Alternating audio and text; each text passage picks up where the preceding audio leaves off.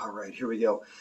So earlier this week, I signed up for the Full Moon Features streaming channel on Amazon Prime. Recently, for this channel, I discussed Baby Oopsie, which is a spin-off of the Demonic Toys series, and I really liked that one. I thought that was a lot of fun, and they're doing a sequel. Um, I also talked about Jim Wynorski's Attack of the 50-Foot Cam Girl, which I did not like as much. It felt, there were some cool ideas there, but it just felt like its budget and its, desire to be anything more than what it was. Although I saw some stuff from the sequel, and it looks like they're getting a bit more sci-fi with it, which could be fun. Like if you're gonna go cheap and cheesy, uh, go balls deep with it and just go crazy and make it as cheap and camp and dumb as possible. But my real reason for signing up for this was the newest film, which again, much like the new Baby Oopsie, is being broken down into 25 to 26-minute segments, and that is Fred Olen Ray's Piranha Women. I have been a fan of, just like Jim Wynorski, I've been a fan of Fred Olen Ray for a really long time, and I've been lucky enough to get to be friends with him, which is still bizarre to me. But this is a team up of Charles Band from, originally Empire Pictures and Wizard Video and Full Moon Features, responsible for the Ghoulies movies and the Puppet Master series and Evil Bong. I've only seen two or three of those. I didn't realize there's like eight of them plus crossovers with the fucking Ginger Dead Man. I think I've only ever seen the first one of that series. Over the years, Full Moon stuff has kind of not really my taste anymore. A lot of weed stuff. Some of the puppety stuff isn't really my bag. But I was excited the fact that Fred was going to work with Charles Band again. They worked together on Sideshow back in the 90s, which is a cool movie if you've never seen that one before. It's sort of like a remake of Freaks, the Todd Browning film. But I was excited to see what he does with something called Piranha Women. It seems like a very, something you would see on Skinamax in the middle of the night in the 90s. So I was excited to see this, but I was also kind of nervous about like, oh fuck, what if it sucks? This is a friend of yours. But then I realized that I worked with a lot of YouTubers, and a lot of them I was friends with hadn't given a shit or known about the content that they were making for years. They were just doing it to fucking collect the ad money, so who fucking cares? It was all horse shit, but whatever. And I can say that because, my work isn't even fucking horse shit. My work is like, I don't know, my work's like a shark. Like you're not, it's the shit that's not ready to be shit yet. Like it's that like, primordial ooze. And good for those dudes with the fucking, the ad money. They don't have to have real jobs, And I'm saying that with the self-awareness that I don't have a fucking real job either right now. I'm doing a whole bunch of production stuff and all, but at least I'm self-aware about it. So Piranha Women is,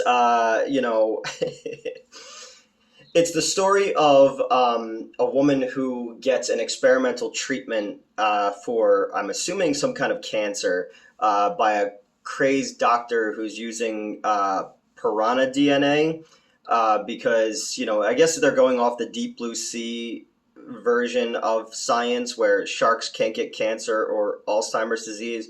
So if we synthetically take a piece of their DNA and use it in human DNA, it would match. I'm not a scientist, I'm an asshole sitting in his kitchen.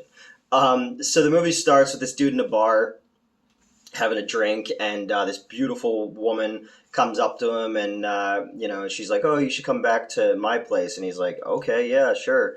And 2 minutes in, boobs. So I'm like, all right, he's giving us what we came here for. Nobody came here for fucking high art, they're in the hot tub or pool together, and then she kind of like comes up, and she has shark mouth or piranha mouth in this case, pops down under the water, CGI blood in the water. Boom, we're right into our opening title sequence, which is on brand for modern day Full Moon. It's a lot of stock footage. But then there's like stock, I guess, like, Shutterstock style B-roll of a woman fucking water skiing, and there's CGI piranha jumping up out of the water all around her, and it's glorious. It's 90s cheese, you know. Then we meet our main character Lexi, and Lexi's the one who's sick. You could tell that because her skin is very pale and she has dark circles around her eyes. All the conversations in the kitchen between her and her businessy business boyfriend uh, is very melodramatic, very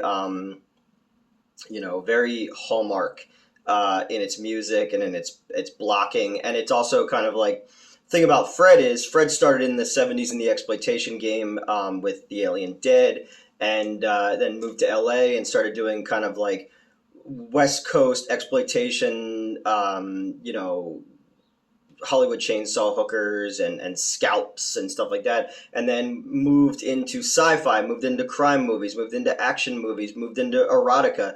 Why he's one of my favorite filmmakers is he's like fucking David Bowie and Madonna of the B movie world, constantly able to reinvent himself and stay ahead of the trends, so he's not pigeonholed into one genre.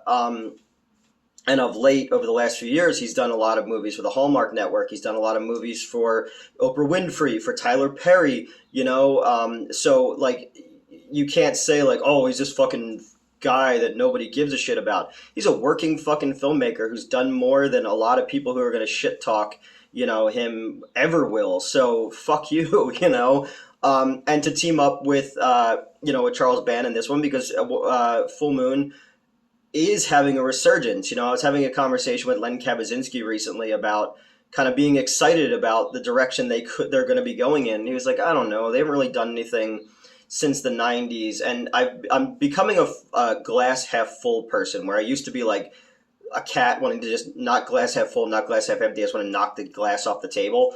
Um, but I was like, no, they're going to bring in the Jim Wynorskis and the Fred Olen Rays and the guys who were making these kind of fun bubblegummy movies in the '80s and '90s, then yeah, let's give it a chance. Let's see where it fucking goes. Let's get weird with it. So Lexi is talking to her businessy business boyfriend about she doesn't, the treatment that she's on now, she doesn't see a lot of progress with it, and she doesn't know how much time she has left. But she saw a girl while she was out that she used to see in treatment, and she looks like 100% cured. And this mysterious woman told her, "Oh yeah, I'm getting this experimental treatment from this doctor, and you should look into it." And her boyfriend's like, "Okay, whatever. Well, I got to get to business now." So her boyfriend goes to his business office where he's met by his boss, and his boss is like, "Hey, so all that extra work that I had you do that isn't really your job, it's great, but it's not good enough. You should really be like," I was like, Jeff or Todd. I think it's Jeff, because Jeff just takes all of his stuff from the internet and puts it together, and it's better that way. So I gave Jeff a raise because he did someone else's work for them, but he just cobbled it together from the internet to get it done because it had to get done. So be more like Jeff. So, and he got a raise out of it. So, he's telling Jeff about like, yeah, my girlfriend, is not doing so well. And he's like, I just need to get out tonight and get a drink or something like that, get my mind off this. So Jeff's like, hey, I got a raise because, I did all this other person's work by taking all this stuff from the internet. And, now I can afford to take you out tonight and treat you, he wasn't punished like some people who do that. And so that's, yeah, we're piranha women. Lexi goes to see her, this doctor, and the establishing shot is just of like an office building, just a regular downtown Los Angeles office building. And then they're in a doctor's office, and the doctor's like, yeah, your blood counts or whatever is bad, but there's this treatment that we can talk about, and come with me. So they walk down this hallway. Next thing you know, they're in a fucking room with an aquarium in it. And it's green screen, and it's cool because Fred couldn't go to NJ HorrorCon with us because he was making this movie, so he kept me abreast of what was going on while they were making it and sending me pictures and stuff like that. So anytime I see things, I'm like, oh, I saw that early. I'm cool, not fucking cool. So they're in this thing, and now I'm thinking like, who, what, where, why? Like, I know this is a B movie, but who okayed the aquarium full of fucking piranha? It reminds me of the movie Rushmore, the Wes Anderson movie, where wants to build an aquarium at the school, and everyone's very excited about the fact that he says he can get piranha, and that like is a running thread throughout the movie. And they say, yeah, the room's really hot in here because the water has to be hot because of the piranha, and all it would take is an injection from this and synthesized, and we can make you well again. And she's like, okay, yeah, no, that sounds great, Dr. Frankenfish. Cut to the boyfriend, not at business, but he's with Jeff, and all of Jeff's money for doing other people's jobs, and with other people's work. So it's not right. It's not right, but good for Jeff. And so they're at the bar, and business boyfriend is like, oh, look at this fucking place. It's a dive. Now, this is the bar from the opening scene. And, but he's like, yeah, it's kind of a dive. I don't want to be here. And he's like, oh, well, it's free taco night. Not even just fucking free tacos. Every woman in there is gorgeous, but business boyfriend is a piece of shit. And Jeff fucking knows what's up. So be like Jeff. So they sit down at the bar. And this girl comes over to him, like really attractive girl, and she's making like sex puns about hot sauce because she needs the hot sauce for her taco, it's very much written like a bad like USA Up All Night kind of thing. So Jeff is like, hey, I'm feeling fucking good about myself because I got a raise for basically doing what I had to do other people's jobs. But sometimes that means taking things from other places to get the job done because you have your own job to do. So Jeff goes over to this woman and they leave together. And business boyfriend is like, fuck, I guess I'm here by myself now. Lexi is home and she took whatever this treatment is, and she's really not feeling well and she looks awful. And, and then she goes to bed. And then we cut to Jeff and that woman, and they're back at, I guess it's her place.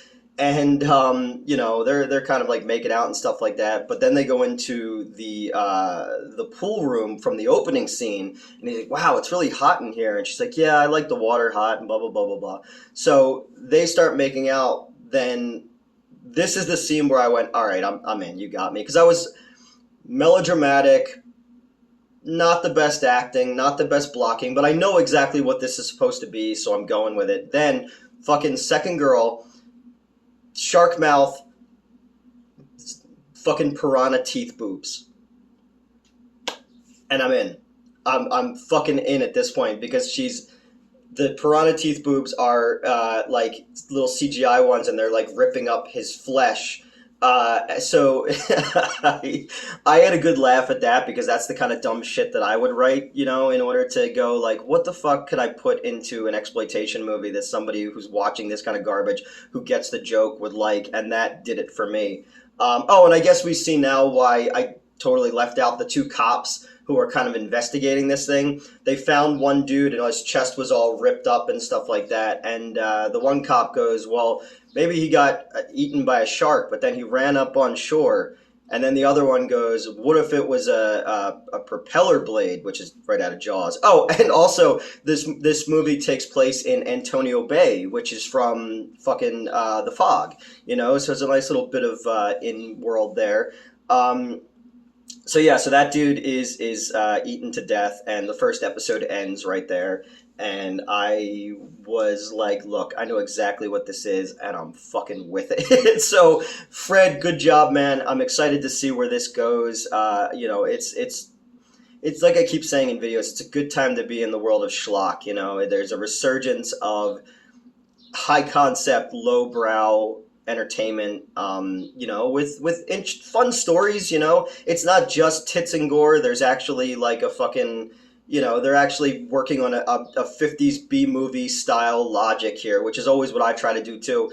You sell the sizzle when it comes to exploitation movies, and you go like, these are the bad puns, these are the gore effects, this is the sexy girls, but yet there has to be a story that runs through it. And I always try to come up with something that like takes something we would know and then flips it and does something weird with it. Like I did the Paperboy trailer. I was like, yeah, let's take the 80s video game and let's make it into a canon style revenge movie. Or scripts I've written for other people, it's just like, let's take a concept and then flip it and make it something weird, so when you explain it to somebody, they go, oh, you asshole, that's. So yeah, so that's episode 1 of Piranha Women. If you have the Amazon, or on Amazon, if you have Amazon Prime, check out this the Full Moon series. I don't know. There's a lot of, I'm going through it now and going like, have I seen this movie before? Have I seen this movie before? Kind of playing catch up on a lot of stuff that I missed out on because I was like, I'm kind of done with the Killjoy movies and the Femme Alien movies. Like, I'm a little bit highbrow for that. But yeah, that's it. Fred Olen Ray, Piranha Women, Charles Band, Charles Band, man, made his bones by just like coming up with posters and titles and then selling them and then making those movies, and he's made a career out of it. So that's why he's one of my idols. He's up there with the Sam Arkovs and the Roger Cormans and the Al Adamsons and people like that. I love people who understand the formula of what constitute as exploitation fun. Like, what's a drive-in movie? What's a grindhouse movie? What's a B movie? What's something you'll pop in the VCR and spend 80 minutes on and feel like you got your money's worth, and that's fun stuff. And I don't know how many episodes of this Piranha Women show there is. I actually tweeted at Full Moon to ask them like, hey, how many is this? Because I want to see where it goes, and I hope Fred does some more stuff like this, because I know he was kind of doing a lot of the Christmas movies and the stuff like that, and I'd love to see him get back into doing like creature films and stuff like that, because I feel like that's the whole time I was hanging out with him at the VHS Fest last year, just talking about monsters and talking about, drive-in movies and stuff like that. It's like, this is a dude who knows his shit. He's like David Dakota. He's like Jim Wynorski. They're people who grew up with Famous Monster Magazine and got to learn at the feet of Roger Corman. And, they know their shit, and they're students of film and they're students of horror. And that's why I'm a huge, huge fan. So yeah, this is a short one. I just wanted to say, if you haven't had a chance to check out Piranha Women yet, or the Full Moon service yet, I would say go check it out, and hashtag be like Jeff.